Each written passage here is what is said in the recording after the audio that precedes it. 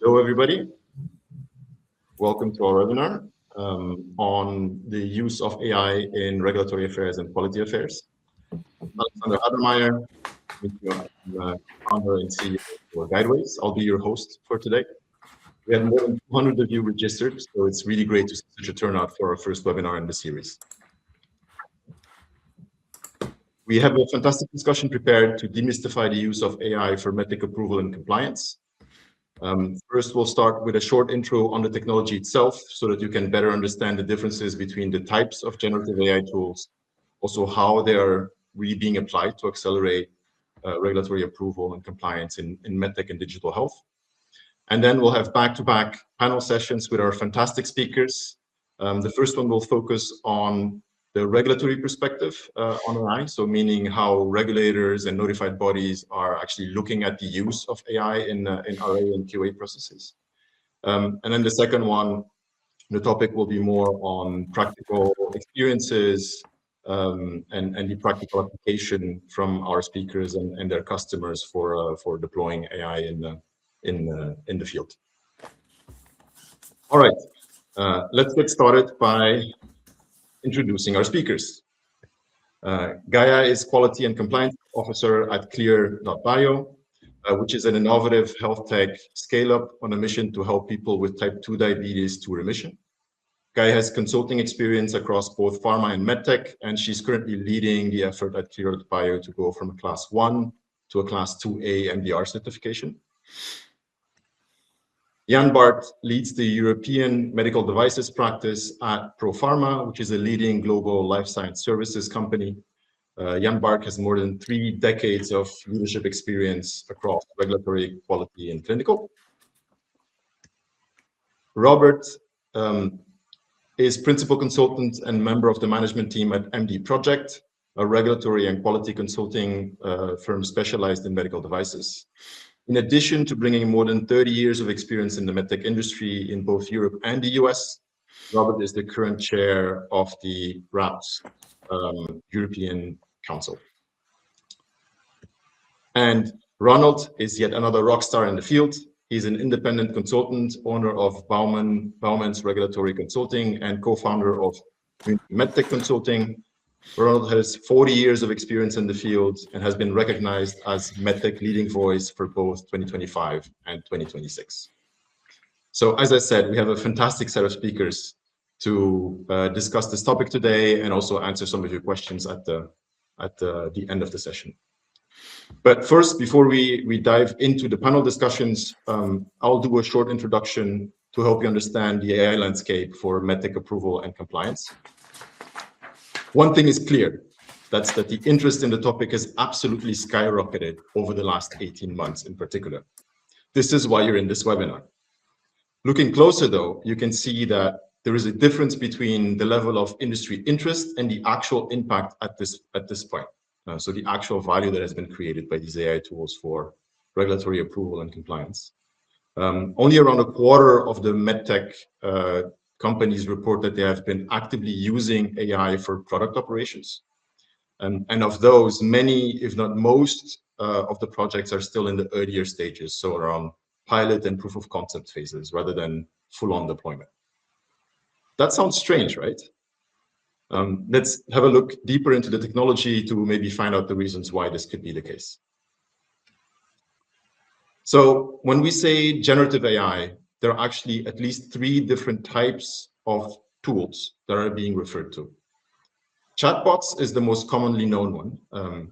Everybody experienced it with the advent of ChatGPT getting into the mainstream back in 2022. These are tools that are based on large language models, trained on all of the web data, plus some generic additional tools like web search that are incorporated in them. They're very fast to respond, they're smart, and they're in particular incredibly good at generating very fluent text. But as you've also all experienced, they are not grounded. So that's the problem of hallucinations. And they actually get confused when they need to work on a complex problem with a sustained attention for a period of time. So the new rage now is agents, not chatbots. Agents are built by adding a control loop and additional tools on top of the LLM. This allows the agent to reason for a longer time and execute more complex tasks. They can also act in the digital world. So think of an agent can, for example, fill in a form online for you. Because of the control loop, they tend to be a little bit slower to respond than chatbots. Finally, specialized agents take this further by optimizing their architecture for a specific area of expertise. The most known today are actually used for software development, like Cloud Code, and for legal work. There are a few of them, like Legora. They're grounded to very specific industry reference databases with thousands or millions of documents. They have expert reasoning that is encoded in dedicated workflows, and that allows them to be much more reliable and execute really complex tasks. The downside is that on top of being, let's say, slower than a chatbot, they're also specialized in the field, so they're not really useful for more general questions outside that specific area of expertise. So how does this technological shift map to more specifically like MedTech, regulatory and compliance space? What we're seeing is actually a three-phase evolution. At the base, you have traditional solutions, like your standard EQMS or RIM software. These rely on rigid, rules-based data infrastructure. They're, of course, very helpful because they create the infrastructure for you, but they still require deep expertise to operate, and they still demand a lot of manual work, so that they're still very time-consuming in the way you need to interact with them. Then what the first wave that has been developed is what we call AI-enabled solutions. So this is where on top of the existing platforms, you have AI features as an assistive layer. You can think of a tool like inside the EQMS that as you update a procedure can directly generate translations of these procedures in multiple languages, or as a tool that can summarize findings from an adverse event search for you, so it's easier for you to sort of parse the results. These are helpful, but they're only accelerating narrow, isolated tasks within a legacy workflow. And this is why we haven't seen the impact yet that could be expected in terms of like acceleration of the whole product operations, product development lifecycle for MedTech and digital health. But now we're seeing a new type of class of solutions, which is really based on deeply specialized agents. And Guideways is a prime example of that. So using specialized agents like for regulatory approval and compliance allows you to do much more complex tasks like regulatory pathway analysis, requirements identification, generating submission documents, reviewing submissions, doing pre-audits of a QMS, those types of complex tasks. And at least at Guideways, our belief is that this specialized agentic approach is critical for really accelerating innovation in MedTech and digital health in an even safer way. So I hope this short, condensed intro gives you a good overview of the landscape. And with that, we can start with the panel discussions. As I mentioned, our first panel is on the regulatory perspectives on AI. So great to have you all. Gaia, Robert, Jan Bart, Ronald, thanks so much for joining us. And Jan Bart, we've seen that there are different types of AI tools for being used in RA and QA. We've also seen a lot of discussion recently more on the use of AI in the MedTech products themselves. So like, for example, the AI Act defining specific rules for the management and of AI in those devices. But what does either the AI Act or what does current regulatory guidance say about using AI tools internally in the regulatory affairs process, for example? Well, the AI Act doesn't say anything, to my knowledge, specific about it, other than when the AI is handling or having an impact on health and safety for human beings, it is considered high risk. The other thing is that it says that there has to be human oversight. So in my interpretation, looking at the AI Act, it means that we can't step away from the human involvement. We always will be there. Well, for the time being, I can't predict the future. Secondly, and that's also an aspect that needs to be to have some consideration, if it's truly having an impact on health, being a high risk application, it requires CE marking. So notified body is going to be involved, which is actually funny because the notified body is also involved in assessing medical devices that may contain AI.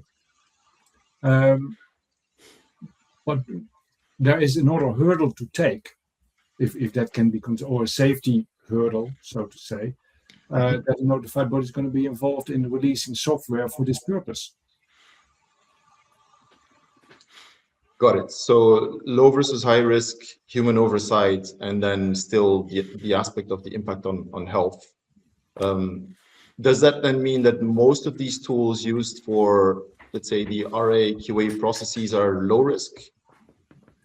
Well, that is something that needs to be seen. For instance, if you would, and then now I'm going to take a couple of examples, focusing predominantly on the quality management system of a medical device company. If I analyze data and use that to provide evidence that a product is safe or not, then it has a direct impact on the health and safety of a human being or of a population. The Act considers that as being a high-risk application of AI. If we would analyze trending, sort of simple analysis of health data, or I'm not so sure. It's probably not minimal risk, at least limited, potentially high risk. So it depends on the specific use case of how the AI is being used. Clear. Yeah, and then if we use a system that compiles the technical documentation that is going to be submitted to the authorities for review, while compiling if it is just a compilation of text, then we may have to assess if that's considered high risk or not. But if it is presenting the actual data, providing evidence that the device is safe or not, then it might be considered as an impact on health and safety. All right, thanks. So I think we're going to see some developments in that area. Very, very interesting area indeed. Developing with some delays to the original timeline of the AI Act, but developing still quite fast in that sense. Yeah. Thanks, Jan-Bart. So despite all these questions, Robert, it's a bit of an open secret that the regulatory authorities themselves are using AI. So in the US, the FDA has been quite openly communicating about their tool called ELSA and even released the V2 recently. In Europe, several notified bodies are known to have been at least experimenting with different types of AI tools. And that creates a bit of a strange situation where manufacturers don't necessarily know which AI tool is being used, if an AI tool is being used in reviewing their submission or auditing their QMS. What do you think of this imbalance and like the situation this creates for manufacturers? Yeah, I don't think it's a secret. It's out in the open, so open secret. Yeah, the FDA is using ELSA. Very nice name. You almost would start singing. But it's really to support the reviewers, and we can see that they're moving forward. I think actually they published version 4, if I'm not mistaken, with some specifics on data security and keeping the human in the loop. That's reality. Notified bodies in different grades are also looking into the use and actually are using different functionalities of AI. For example, on the front end, conformity assessment, completeness check of technical documentation, all the way up until the actual use of AI as part of their review process. There's no uniform way. That's not good or bad, I think. You, as manufacturer, you should just assume that there can be a AI component in the review. On the other end, what does it matter? I mean, in the end, your dossier needs to be compliant. And actually, you, as manufacturer, can help use AI to make that happen. Independent of whatever tool or not they're using at the regulator point of view, make sure that you move away from these typically found inconsistencies and missing justifications and conflicting claims and all gaps that you can find in submissions. And I think there's a big effort there that these tools can provide.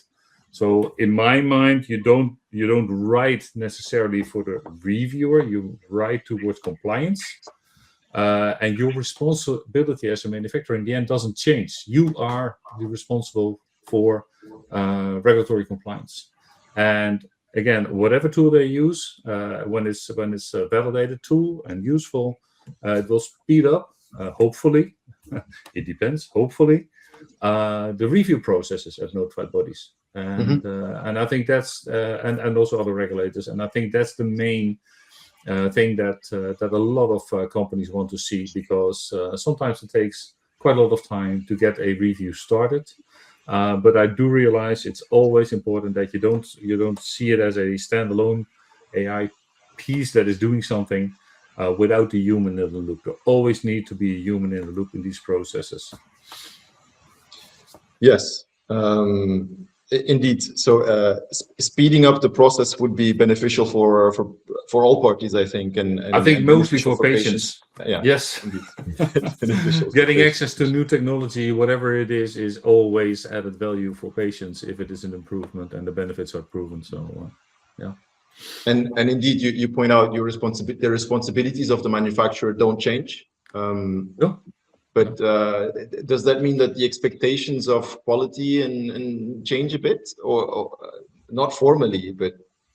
Well, not from the part of the reviewer side, from the regulators, but from the part of having different type of tools available. We talk a little bit about that next round. Yeah, really would be helpful towards getting good, consistent, and clear documents towards the regulators anyway. But in the end, whether AI is used or not, manufacturer has a responsibility. Yes, that's clear. Ronald, you had hands-on experience with such a process where the notified body was using an AI tool. Yeah, it would be great if you could share a bit how that played out, and what you think the consequences can be for a process where a manufacturer is engaged, or an expert supporting a manufacturer.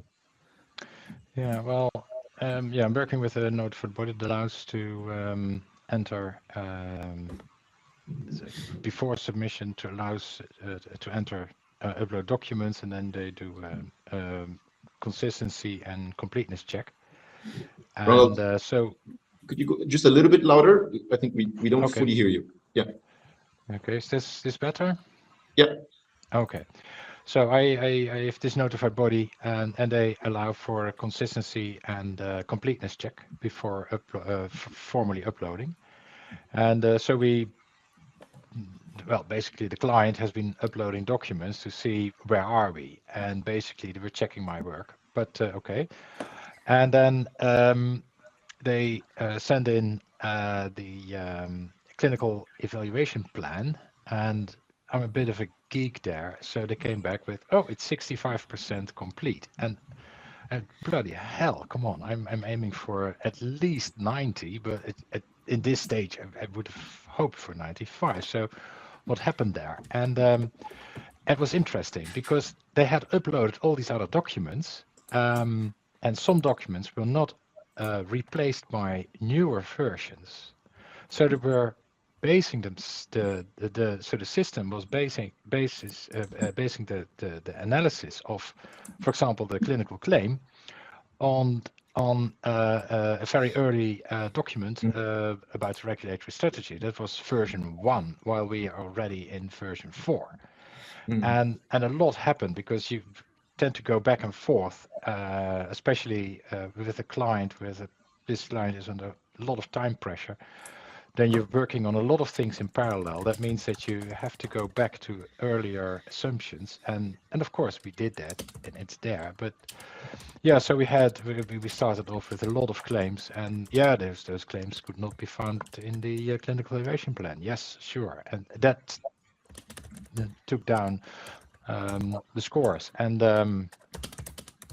So we came up with a new.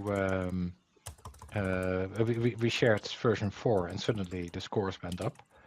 87%, damn. But okay, yeah, we're moving there, and that's good to see how that works. I got a lot of good, useful feedback, and so by the time we are submitting, we know that we have a rather complete set of documents, consistent with all the claims linked to each other, and that gives a lot of peace of mind. So, I mean, if you start submitting, then just into the blue. Yeah, I know this is that first round, the first completeness check, completeness and consistency check. That's always a very nervous moment. Mhm. That's now behind. That will be behind us when we start submitting, and I think that's good.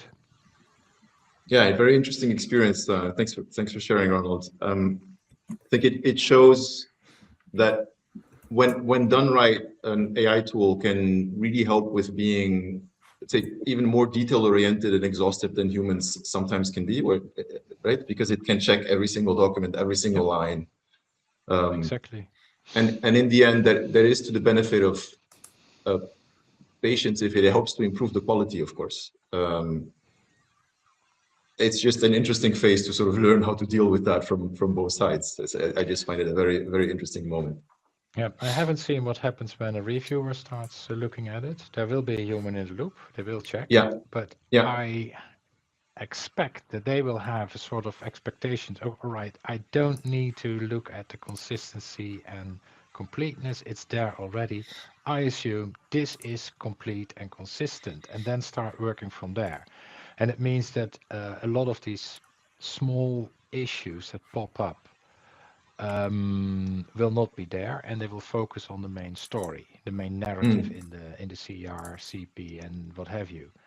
I mean, if you create technical documentation, you create a story, right? It's about risks, it's about accepting risk, it's about managing risks, and so that will still be there, and yeah, you have to have that evidence, and That would I think certainly they will be focus on that.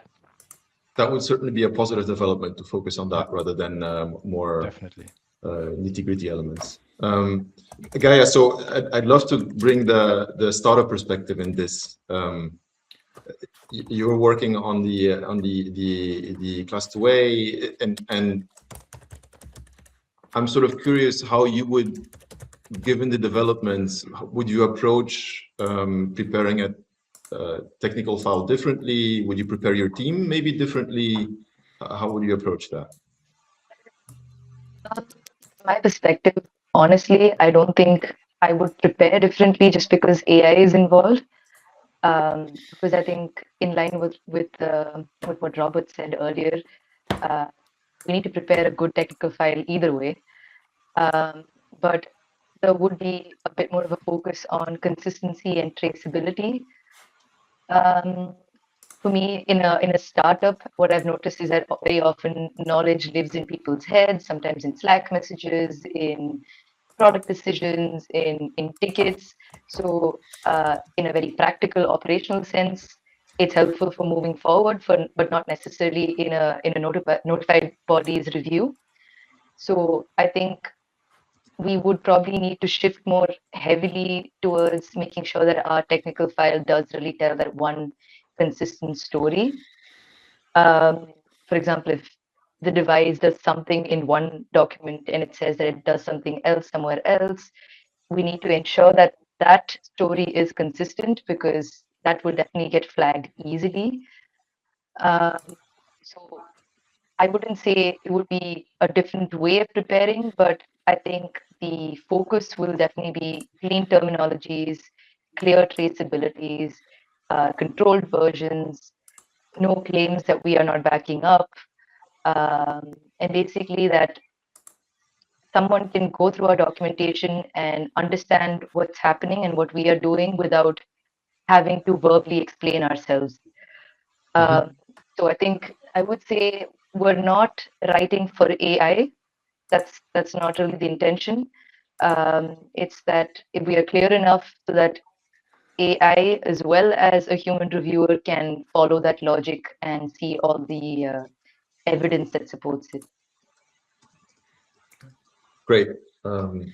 Yeah, and I mean, in a way, it's making sure the basics are always there, and the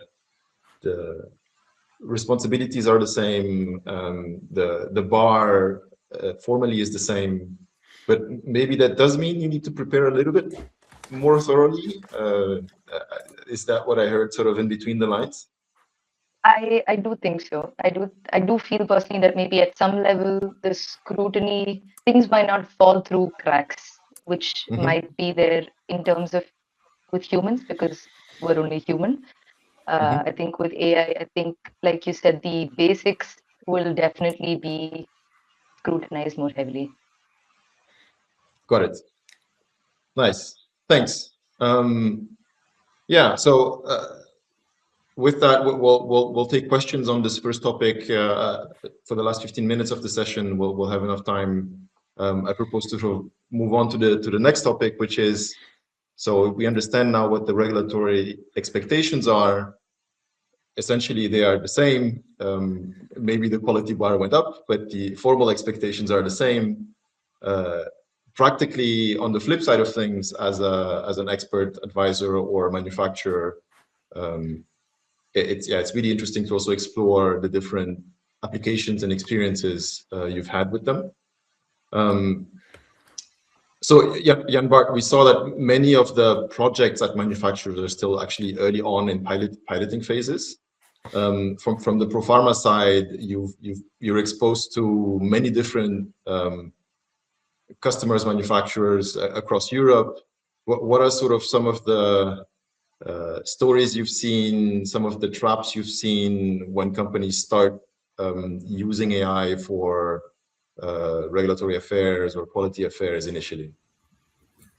And then Alexander, you mean from a medical device perspective, or in the company using to develop the medical device, right? Yeah, I mean, in their preparation for submission, or in their preparation for a QMS audit, or in their in that process. Yeah, exactly. Well, I think that we are looking at the early stages of application. Now I must be careful because working in quality, we always go for a very high bar, and you should make mistakes and so on. I have been working with startups that have been using to understand the regulation. And every now and then they come up with weird conclusions. Me asking, did you read the actual text? And they say, no, we didn't. You're using a non-validated system. You get a certain output, and you start to rely on that. If, as a startup, you like to take the most expensive route, then this is the best way to do it, because you're going to repeat things. You're going to have misunderstandings. And that is expensive because you have to repair afterwards. So on one hand, one of my colleagues said once, AI is actually the combined set of brains of people. You can't outsmart that. And and I see you, Ronald. I see you. I'm not so sure. Yeah, we can debate about that. On one hand, I think he's right. We're going definitely in a direction which might make if I can say so, better world out of it. Are we there? I'm really suspicious. I would still advise people, for a summary, to get a hint of what is meant, fine.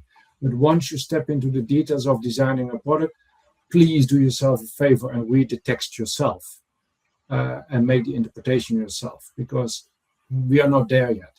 Especially when it comes down to interpretation, I think that the systems are a little bit better when it comes down to figuring out what the requirements are.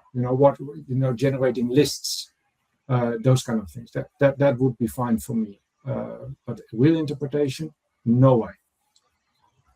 Yeah, thanks, Jan Bart. I mean, I think this is an interesting topic also because it, depending on the tool they used, if you ask a chatbot about a regulation, it will give you an answer. But not only didn't read the regulation, but the chatbot also didn't really read it. It has sort of a compressed view of it, which is not the actual text, but it will answer, right? Sure. So it can be really tricky if you don't even know indeed what is the answer based on. But they are so fluent that and write many times, so that it's also easy to fall into the trap of just trusting them in that sense. Yeah, absolutely. So and therefore, the things with where there is feedback and human oversight in AI, then the trustworthiness goes up. But, Yes. but Yeah, that is true, I think, for every system or any process. Processes need to be validated so that we can put a number on it, on how reliable a thing is. If it is a old-fashioned system, an algorithm, or AI, give me the number. How trustworthy is the process? Mm-hmm. And Gaia, maybe on the other side of that, so you're working towards class 2A, and in a startup environment, could you speak a bit of the challenges that companies like fast-growing scale-ups then experience, which also push for trying to find new solutions, right? What are the challenges behind? And then if I may say so, then we go for budget.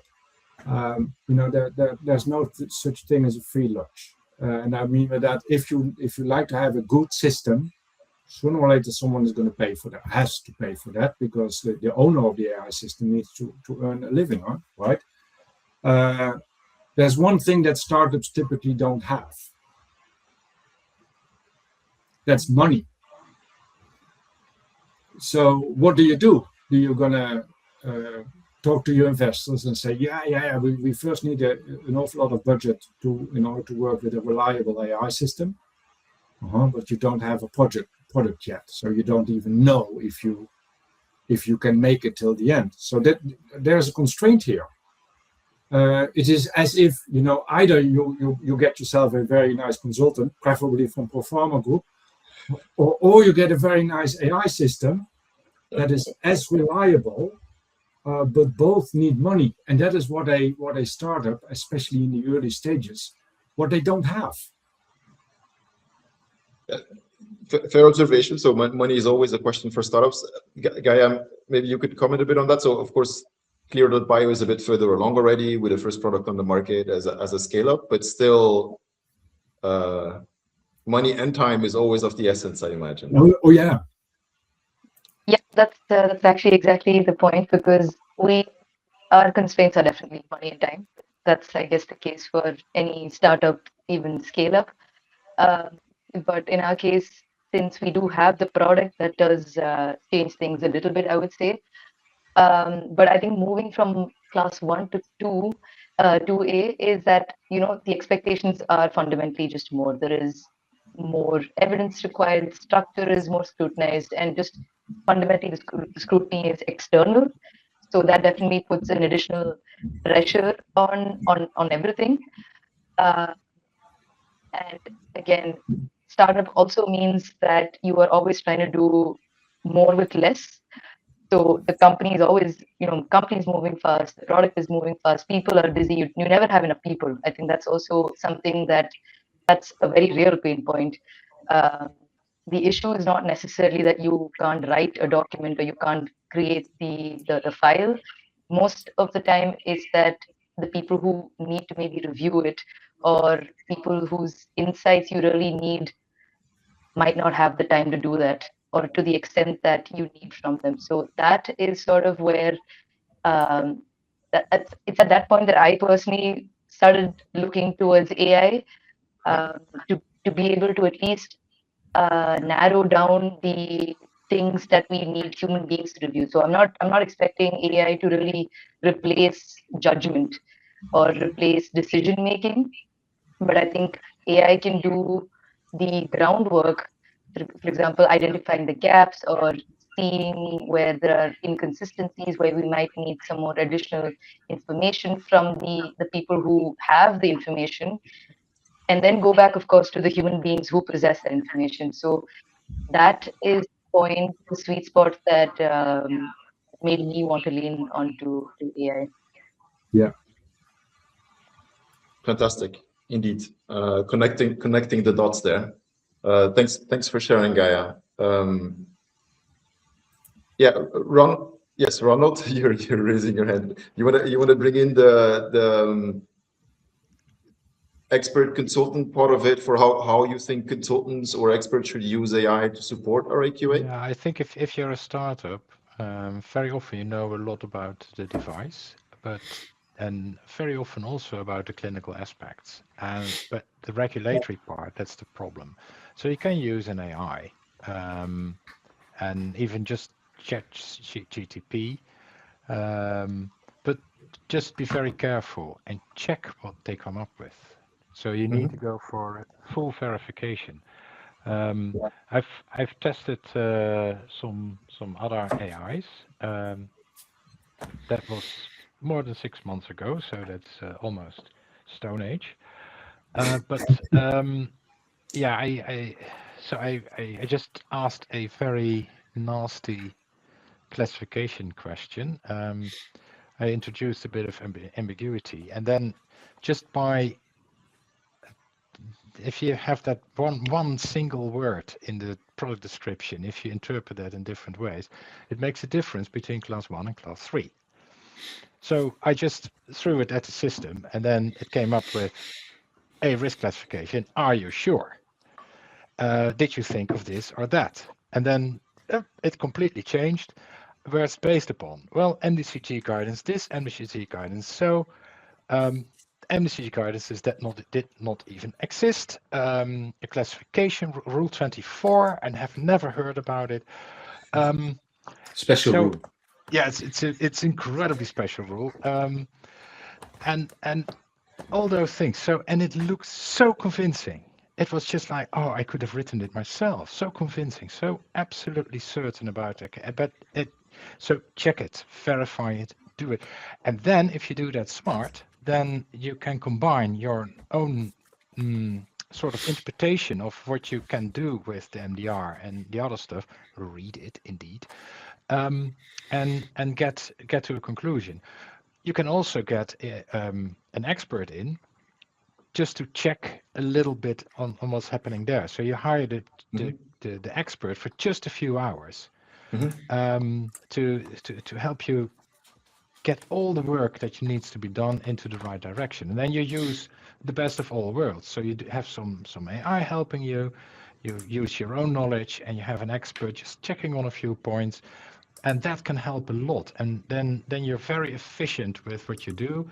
You at least, like Jan Bart said, you avoid making mistakes because mistakes, especially at the startup stage, can be incredibly expensive. I mean, getting a class 1 device certified while it is actually class 3, seen it happen. That can be bloody expensive, and then so that's something I would suggest. Okay, Ronald, thanks for sharing. For the anecdote, so of course, indeed, AI systems, depending on how they're built, they lack this grounding, which can lead to sometimes funny, sometimes catastrophic errors in interpretation. For the anecdote, you mentioned class 1 to class 3. Also, very large companies sometimes have this issue. So I've seen, I will not name a company, but I've seen a large company have an issue going from MDD to MDR and misclassifying a device and having a year-long battle thereafter to sort of fix things. Although 4 different humans had looked at it, and it was about then interpreting a couple of words. So that can always still also happen, I think, even with human experts as well. But checking things is of course great advice, I think. So that's something I wanted to reinforce for the audience, and using the tools for their strength is of course also always great advice. So Robert, we've seen different types of AI systems exist. They're being used. The impact so far has been still pretty early, also because there have been sort of different waves of technology and people are getting used to using them. If you look a little bit more ahead, what would be the fundamental capabilities the AI systems for regulatory affairs, quality affairs should have to really help teams accelerate much more. Yeah, and go beyond the nice and shiny new toy that they get in their hands, right? Yes. Well, as you indicated in your introduction, Alexander, there are quite a number of tools available, and they can summarize the guidance documents. They can even draft sections or parts of the submissions. They can answer regulatory questions with all the pluses and minuses that we just discussed about. For what I would like to see, that these systems are moving towards a situation where you create a situation where you can consider the AI tool like a senior regulatory strategist, meaning that more than a sophisticated chatbot, because we really want to listen to hear what they have to say, but I want to understand how this tool comes to its conclusion. And if I'm able to do that, then they can actually use it also towards like a startup company or management within a larger company. It doesn't matter. Then it becomes like a really an added value to a company, and that means that it needs to understand the interlinkage between intended use, purpose, indications, risk management, clinical evidence, usability, the whole shebang. These AI tools should be able to understand that. And then if you make a change in one area, it should identify, oh, look, there's more the areas that you need to look into because they are impacted by that one change. They can be interlinked through the QMS. They can be interlinked to lifecycle modules. And I think that's where you as a regulatory professional, but not only you, but also the rest of the organization, might be helped with these type of AI tools. And then what I really find interesting is that you can already now use tools that do this compliance check when you're finished. Like the complete file or parts of the file, what Ronald indicated that the notified body is also doing on completeness, but also next step on compliance. What is missing? What claims throughout the documents are not supported? Are there any inconsistencies? What are rationales that are just not really working? So when you have this, let's call it assistant that is helping you, your new AI buddy, then you can really also learn along the way.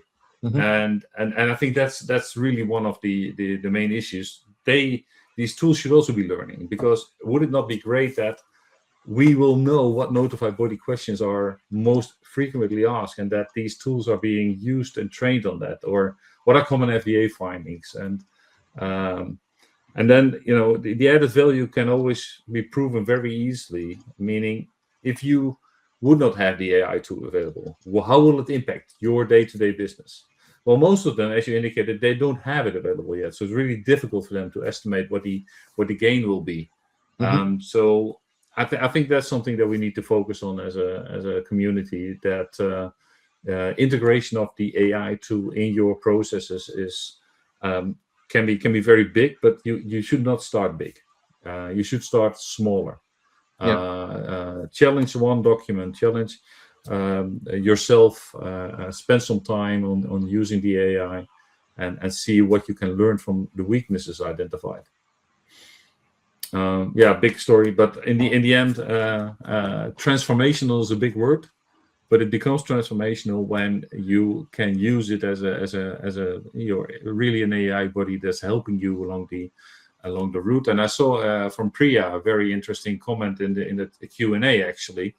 AI in the loop is maybe more factual than the human in the loop. Because it suggests human in the loop, then the AI is doing everything. But it's still the human doing everything with the AI in the loop. So I really like that concept, maybe even better.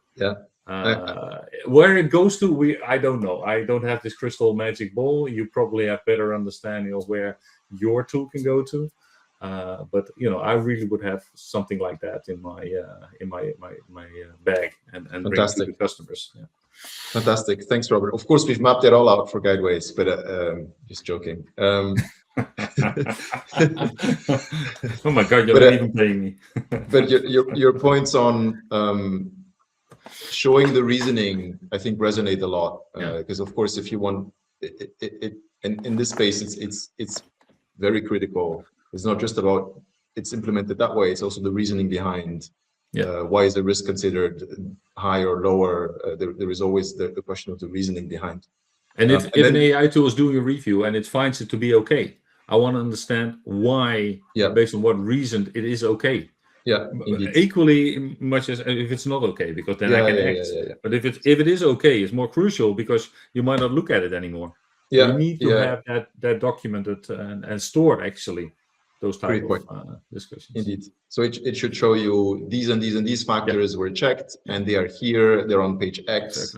Exactly. That's why it's okay. Like that, I don't know, but it needs to be embedded in your quality system as in your regulatory processes, and therefore in your quality system. How are you handling these type of discussions with your AI, and is that documented evidence? Clear. And you mentioned. Jan, you were raising your hand. Perhaps I can add something to that and circling back to the legislation. Robert, if I make the interpretation correct of what you say, is that if I look at the AI Act, if I make it high, if I was right saying, oh, this is high risk, it says there has to be human oversight. Wouldn't it be very nice that the AI provides the information in such a way that I can easily check if it is done correctly? So making a bit of an advertisement for the legislation, the legislation is actually a very nice tool or recipe to make a very good product that delivers the quality that we are looking for. If I have to review certain documentation and that is generated by AI, and if the AI system provides me the means or the connections or whatever the term is to make the review of the output easy, wow. We are in business. Definitely. Fantastic. So yes, as I was saying, that I think that resonates a lot with how we look at our own tools at Guideways in terms of showing the reasoning, showing the sources, making it easy to check. I really like how you painted the picture as a sparring partner, Robert, because of course the AI in the loop or human in the loop, it's a combination of, depending on what's happening. That's quite interesting. And the interlinkages, because of just the complexity of the whole.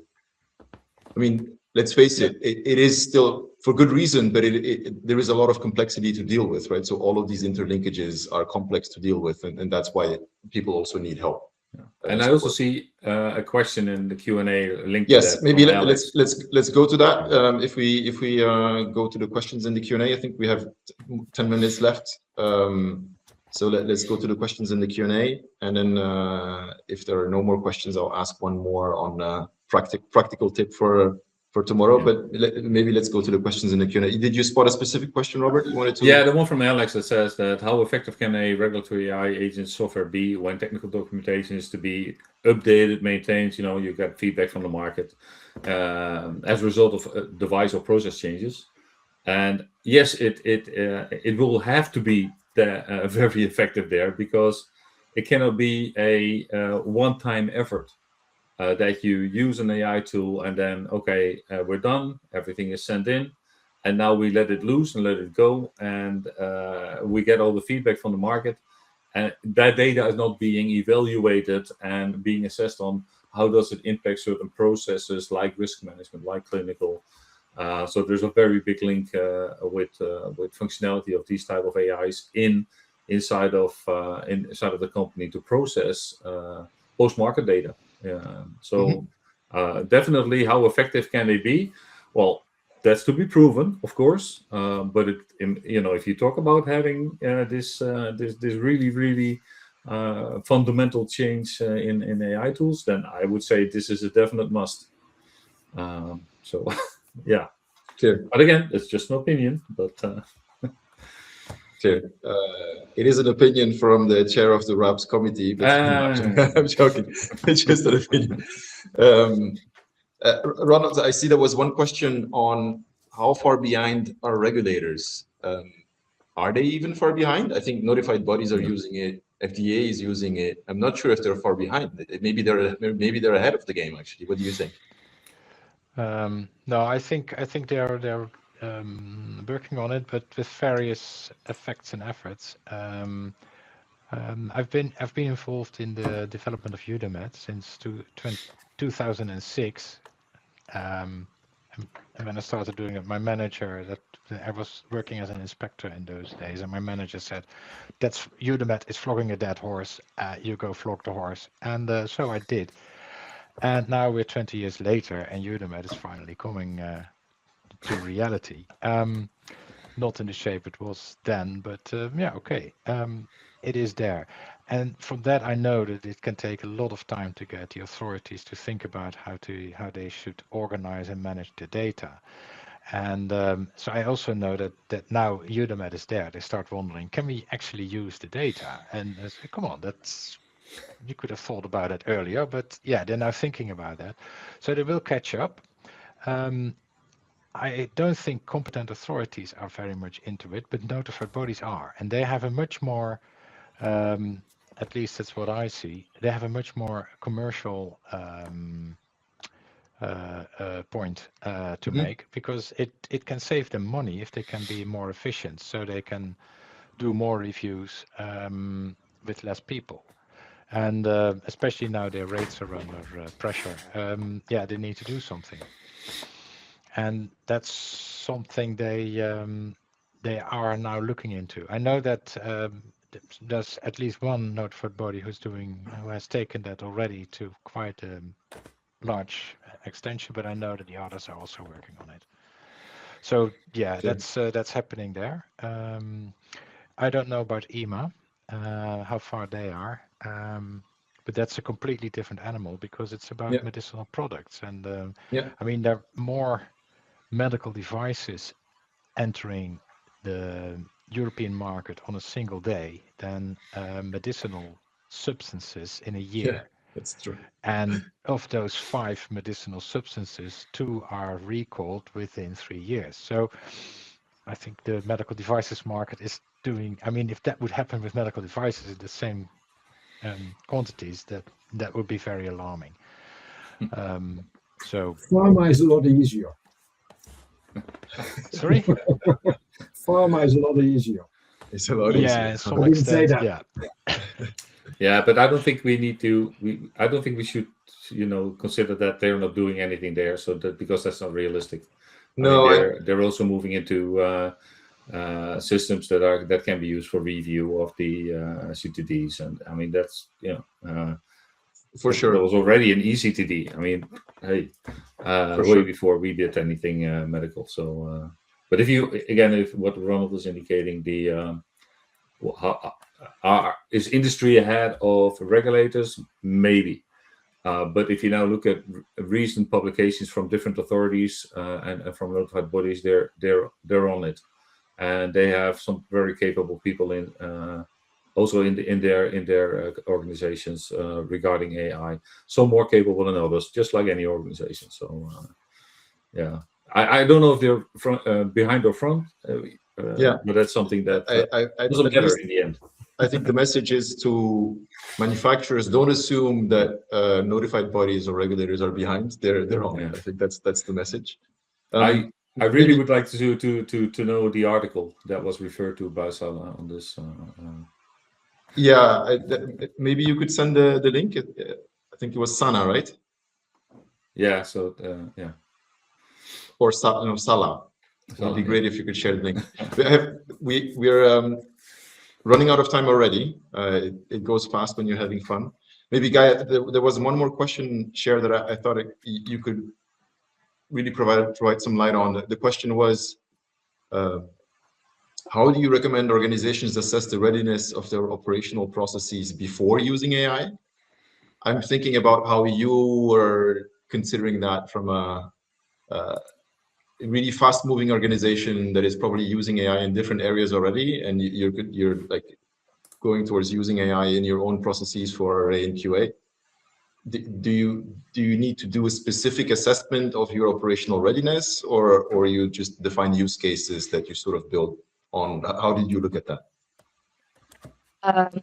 I would say we went with the second approach because it is, again, case to case, right? So I don't think there's a one size fits all approach to any of this.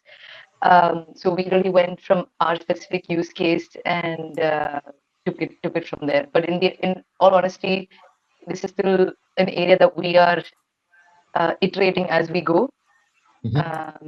So I don't think I have a black or white answer to it as yet. Yeah, of course not. As we all are, and as regulators are, and everybody from the people creating the solutions to the people using them in whichever way are iterating on it for sure.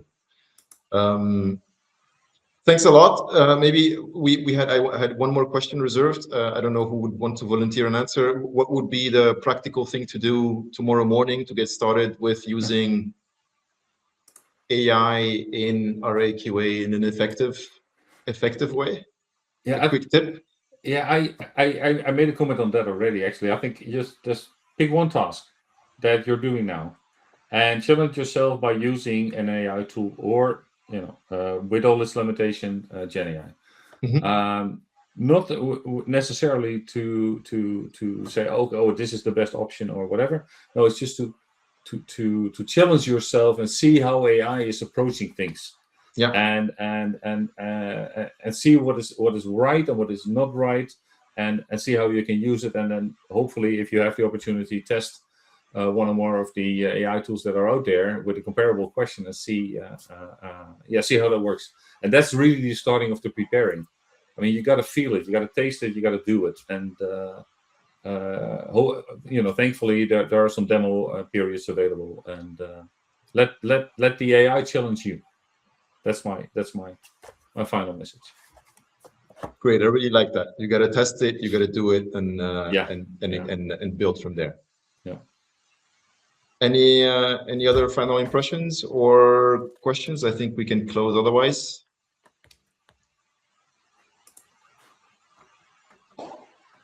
Fantastic. Thanks a lot.